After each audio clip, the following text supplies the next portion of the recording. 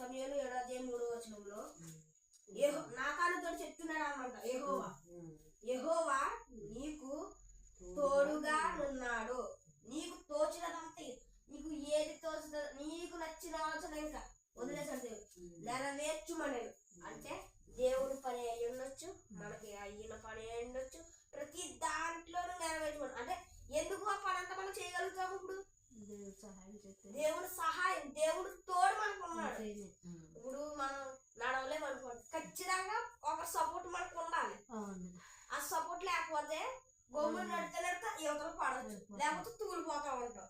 అంటే అలాగే మనకి దేవుడిచ్చిన జీవితంలో, ఈ ఆయుష్ కాలంలో, ఈ లోక దేశంలో, అంటే మనం ఒక పరదేశీయం అన్నట్టు, జస్ట్ విజిటర్స్, అంటే యాత్ర చేయడానికి వచ్చిన వాళ్ళు మనం ఈ లోకానికి. మనది ఎక్కడ? పరలోకం. మనకి ఇక్కడ దేవుడు ఇది మనది కాదు, దీన్ని జస్ట్ వచ్చాము. ఇక్కడ మనం వెళ్ళి ప్రతి మార్గము, 2 మార్గాలు మనకి ఏంటి? ఇందాక మనం చదివిన వాక్యంలో ఆయన వారు పడిన గుంటలలో, గుంటలు అంటే ఇక్కడ 2 మార్గములు ఉన్నాయి కదా మనకి. ఇక్కడ ఒకటేమో యెహోవా మార్గము, ఇంకోటేమో నరకపు మార్గము. ఈ నరకపు మార్గములు వెళ్ళోడికి ప్రతి గుంటలు వస్తానే ఉంటాయి.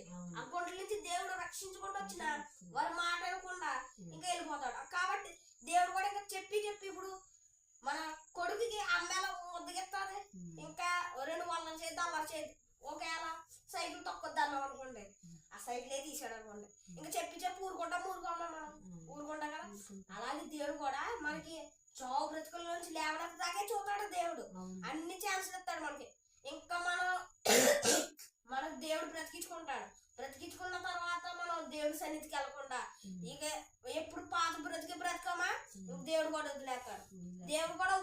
దేవుడు మనం వదిలేడంటే ఇంకెందుకు పనికిరాం. మనకి ఎటువంటిదంటే, మనం ఎప్పుడైతే దేవుడు రావడం వస్తుందో అప్పుడే మనం అయితే అక్కడికి పైకి వెళ్తాం, దేవుడి దగ్గరికి వెళ్ళినప్పుడు ఎవరు తప్పు ఎవరిది అంతా దేవుడు అక్కడ నిర్ణయించి దేవుడు ధర్మాన్ని నిర్ణయిస్తాడు.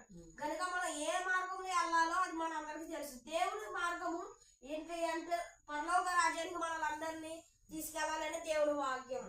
దేవుడి వాక్యము ప్రకారము మనం నడుచుకోవాలి. దేవుడి వాక్యం రోజు చదవాలి. దేవుడు మనకి ఇప్పటిదాకా తోడు నడిపించినందుకు స్తోత్రములు, వందనములు దేవుడికి చెల్లును గాక. ఆమేన్.